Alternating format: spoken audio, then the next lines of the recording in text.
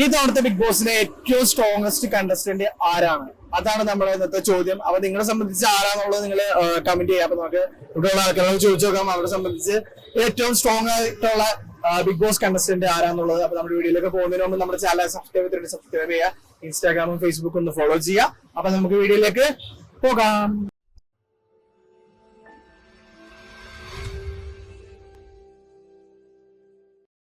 ഇപ്പോഴത്തെ ഏറ്റവും strongest contestant ആരാണ്? എന്തുകൊണ്ടാണ് ജിൻഡോ?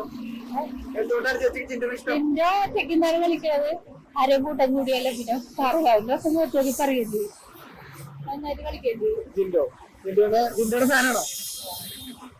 ജിൻഡോ ജയിക്കണമെന്നാണ് ആഗ്രഹം. ജാസ്മിനെ പറ്റി എന്താണ് അഭിപ്രായം? ജാസ്മിൻ ആദ്യമൊക്കെ ഇത്തിരി ഓവറായിരുന്നു, ഇപ്പൊ കുഴപ്പമില്ല. ജിൻഡോ എന്തുകൊണ്ടാണ് ജിൻഡോ? ജിൻഡോ എല്ലാ കാര്യത്തിലും പ്രതികരിക്കുന്ന ആളാണ്. അപ്പൊ അമ്മ ജിൻഡോ ഫാനാണ്. പിന്നെ ഫാമിലി ഒക്കെ എല്ലാവരും ജിൻഡോ ഫാനാണ്. ഈ ജിൻഡോനെ എല്ലാവരും മണ്ടെന്ന് പറയുന്നത് എന്താണ്? ജിൻഡോനെ എല്ലാവരും മണ്ടെന്ന് പറയുന്നത് അത് അവർക്ക് പുറത്തെ കാഴ്ചപ്പാട് അറിയാത്തതുകൊണ്ടാണ്. അതുകൊണ്ടാണ് അറിയാത്തത്. ജാസ്മിനെ പറ്റി എന്താണ് അഭിപ്രായം? ജാസ്മിൻ വളരെ മോശം കണ്ടസ്റ്റന്റ് ആണ്.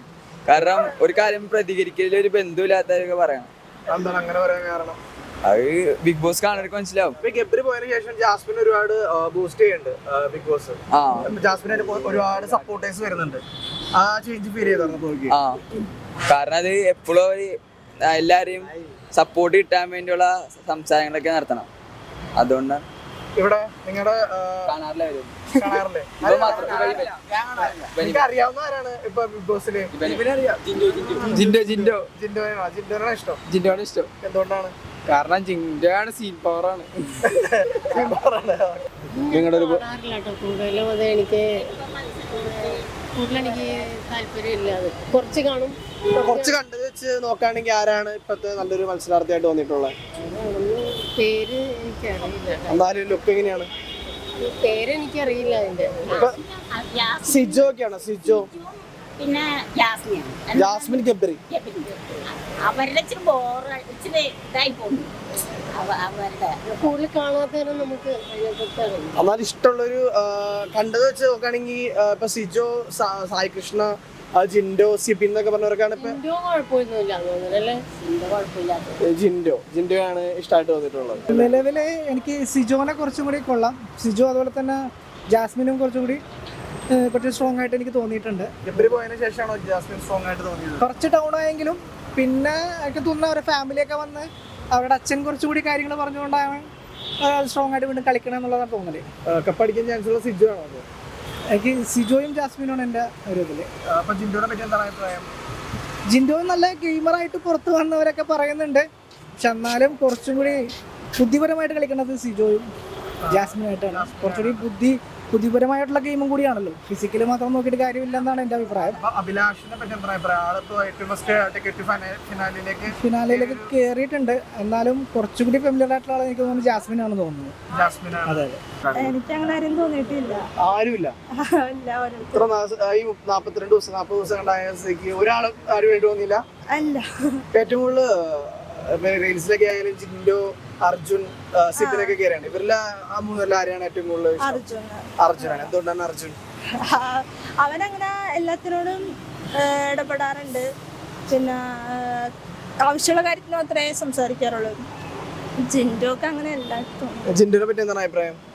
ജിൻഡോ നല്ല കണ്ടസ്റ്റന്റ് ആണ്, പക്ഷെ ആവശ്യമില്ലാതെ കുറെ പ്രശ്നങ്ങൾ ആളായിട്ടാണ് ഉണ്ടാക്കിയിട്ടുണ്ട്. ഇപ്പൊ ഉപ്പുമുളകിന് ഫേമസ് ആയ ഋഷി മുടിയാൻ വരുന്നുണ്ട്. അപ്പൊ ആ ആളെ പറ്റി എന്താണ് അഭിപ്രായം? ആൾക്ക് അത്യാവശ്യം ഫോളോവേഴ്സ് ഒക്കെ ഉണ്ട്.